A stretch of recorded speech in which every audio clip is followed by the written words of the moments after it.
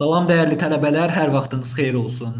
2026-cı ildə fevral ayının 15-də magistratura imtahanlarından ilki olacaq və artıq bu gündən yanvar ayının 14-dən etibarən qeydiyyat başladı. İlk imtahanınız bir daha deyirəm, fevral ayının 15-də olacaq və artıq qeydiyyat başlayıb deyə qeydiyyatdan necə keçmək lazımdır? Ödəniş şəxsi kabinetə necə edilir? Bunların hər birini bu videoda sizlərə diqqətlə deyəcəm. Sona qədər videoya baxın, çünki bəzən yarımçıq baxıb sonradan mənə sual verənlər olun ki, müəllim bu necə oldu? Halbuki soruşduqları sual videoda irəlidə var. Ona görə diqqətlə axıra qədər izləyin, sonra qeydiyyatdan keçin. İlk növbədə Dövlət İmtahan Mərkəzinin saytına daxil oluruq, dim.gov.az saytına və burada ən birinci hissədə ilə magistratura bakalavrın elektron ərizəsi yazılıb. Bu hissəyə vurduq və açılan pəncərədə magistraturaya qəbul imtahanının birinci cəhdində iştirak etmək üçün qeydiyyat var. Bu hissəyə də vurandan sonra açılan pəncərədə belə bir yazı gəlir, daxil ol düyməsinə vuracaqsınız. Xoş gəlmisiniz yazılır. Daxil ola vurduqdan sonra isə sistemə daxil olmalıyıq şəxsi kabinet vasitəsilə. Şəxsi kabinetə vurduqdan sonra şəxsi kabinetin istifadəçi adı. Bu sizin şəxsiyyət vəsiqənizdə olan FIN kodunuzdur.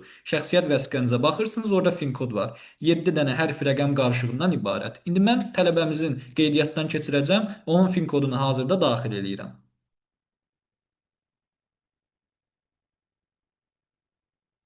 Tələbənin fin kodunu yazdıqdan sonra növbəti düyməsinə vururam. İndi isə məndən şəxsi kabinetin parolunu istəyir. Qeyd eləmək istəyirəm ki, siz parolu yaddan çıxartmısınızsa, onu necə bərpa etmək lazımdır barəsində də bir video çəkəcəm. Amma parolu yadında qalanlar davam edirlər videoya. İndi isə şəxsi kabinetin parolunu qeyd eləyəcəm bura. Şəxsi kabinetin parolunu yazdıqdan sonra isə bu hissədə şəkildə görsənən hərfləri aşağıya qeyd eləyirəm. Böyüklüyü və kiçikliyinə görə. Hər biri böyük olduğu üçün qeyd eləyirəm. Və hər şey hazır olduqdan sonra isə daxil ol düyməsinə vururam artıq. Daxil ol düyməsinə vurdum və açıldı hazırda. Tələbəmizin ərizəsi açıldı. Yuxarı hissədə adı, soyadı, adı və ata adı yazılmışdı. Bu hissədə də şəxsi kabinetdə olan məbləğ yazılıb. Hazırda məbləğ sıfırdır. Və bu hissədə daxil ol düyməsinə biz vururuq. Gördüyünüz kimi son tarixdə 26-sı yanvar ayında. Daxil ol düyməsinə vurduqdan sonra sol tərəfdə şəxsi məlumatlar, ali təhsil və imtahan var. Baxın, bu qış işarələri sizdə olmaya bilər, narahat olmayın. Yəni mən bir dəfə ərizəyə girmişəm deyə, ona görə burada quş işarələri var. İndi isə siz mən dediyim ardıcıllıqla icra edəcəksiniz. Sol tərəfdəki menyunu sırayla seçirik. Birinci şəxsi məlumatları seçdiniz. Bu hissədə eynən bu pəncərə açılır. Adınız, soyadınız, doğum tarixiniz, eyni burada nələr varsa sizin də məlumatlarınız bu hissədə görsənəcək. Əgər ad və soyadınızda və ya ata adında dəyişiklik olubsa, bu hissədən biz müvafiq olaraq onları qeyd eləməliyik. Yox, hər şey qaydasındadırsa, o zaman yadda saxla düyməsinə vuracaqsınız. Yadda saxlanıldı, sizdə də bu quş işarəsi gələcək. Sonra ali təhsil hissəsinə keçirsiniz. Burada mən yenidən göstərmək istəyirəm. İndi sizdə necə olacaq? Baxın, ali təhsil hissəsinə gələcəksiniz bu qaydada. Bakalavr təhsili haqqında məlumat verin yazısı çıxacaq. Və bunun üzərinə vuracaqsınız. Təhsil aldığınız ərazini seçirsiniz. Çox güman bu Azərbaycandadır. Xaricdədirsə xarici seçərsiniz. Azərbaycan Respublikasında davam edəcəksiniz. Bundan sonra sizin məlumatlarınız öz əksini tapacaq. Burada adınız, soyadınız, təhsil müəssisəsi, bitirdiyiniz il, ixtisasınız və ödəniş forması. Sol tərəfdə seç düyməsi var. Baxın bu hissədə. Seç düyməsinin üzərinə vurduqdan sonra və burada da görəsiniz ki, iş nömrəsi, ondan sonra qəbul olduğunuz il və sair görsənir. Narahat olmayın, bu aşağıdakı orta müvəffəqiyyət göstəricisi 4-cü kursunuzsa sizdə də 0 göstərməlidir. Çünki hələ siz imtahanlarınızı verirsiniz. Bu sona yaxın artıq iyun ayında daxil ediləcək universitet tərəfindən. Yəni buranın 0 olması bir problem yaratmaz sizə. Yox, məzunsunuzsa burada balınız öz əksini tapmalıdır. Burada da hər hansısa bir edəcəyimiz bir şey yoxdur zaten. Yadda saxla düyməsinə vururuq. Yadda saxla düyməsinə vurduqdan sonra gördüyünüz kimi bu da tamamlandı artıq. Aşağı hissədə magistratura var, bax bu hissədə.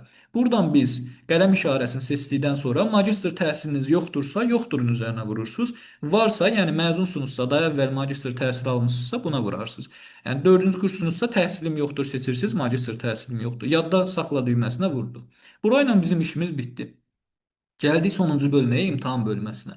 İmtahan bölməsində imtahandan qeydiyyatdan keçin yazısının üzərinə vururuq. Burada sektorunuz olmalıdır. Yəni siz Azərbaycan sektorunda oxuyursunuzsa Azərbaycan bölmə, yəni Rus sektorunda oxuyursunuzsa Rus. Tələbəmiz Azərbaycan bölməsi olduğu üçün Azərbaycanı seçdik və onun imtahan verəcəyi xarici dil ingilis dilidir. Yəni ona ingilis dilində suallar təqdim olunacaq. 25, 20 sual və 5 də essedən bal gələcək. Həmin o hissədir. Xarici dili ingilis dilidir. Sizdə rus dilidirsə rus seçin, almandırsa alman seçin. Xarici dildə ingilis dilini seçdiniz və yadda saxla düyməsinə vurdunuz. Gördüyünüz kimi yadda saxlanıldı.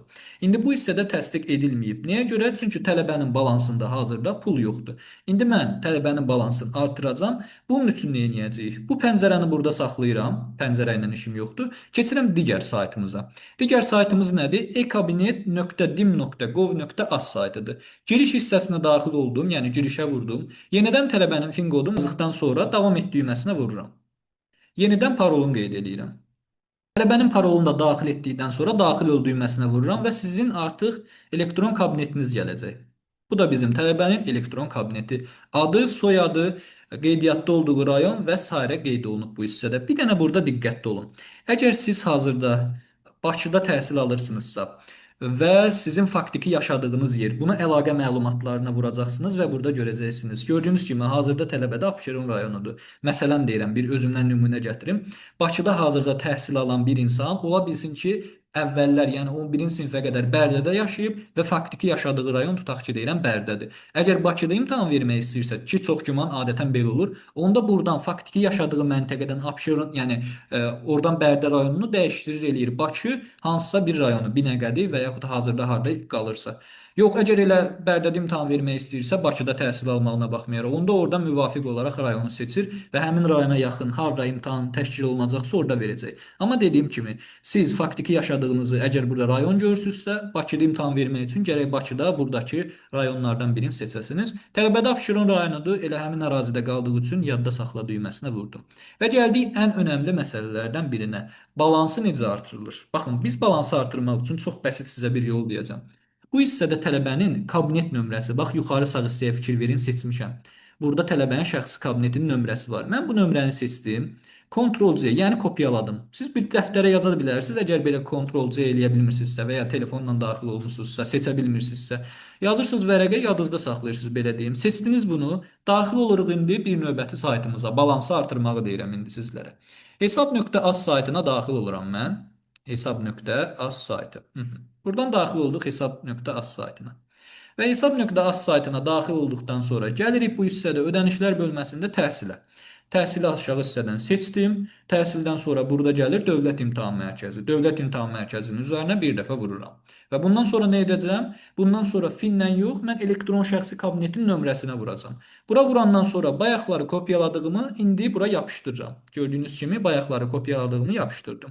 Davam et düyməsinə vurdum. Tələbəmin adı, soyadı, ata adı gəldi. Bəli, artıq hər şey qaydasındadır. Məbləği yazıram. Bildiyiniz kimi birinci imtahana 50 manat. İlkin imtahanın qiyməti, yəni 50 manat ödəyib daxil olmalısınız. Buradan kartınızın növünü seçirsiniz. Yəni bank kartlarından birini, Visa-dırsa Visa, üzərində zaten olur. Mastercard-dırsa Master seçirsiniz. İndi məndə Visa-dır deyə mən davam et düyməsinə vuracam. Davam et düyməsinə vurandan sonra bir dəfə də təsdiqləyirik. Ondan sonra isə artıq burada kartımızın nömrələrini yazmalıyıq. İndi mən bu hissəni yazıram. Təbii ki, indi bu hissə sizdə gizlənəcək.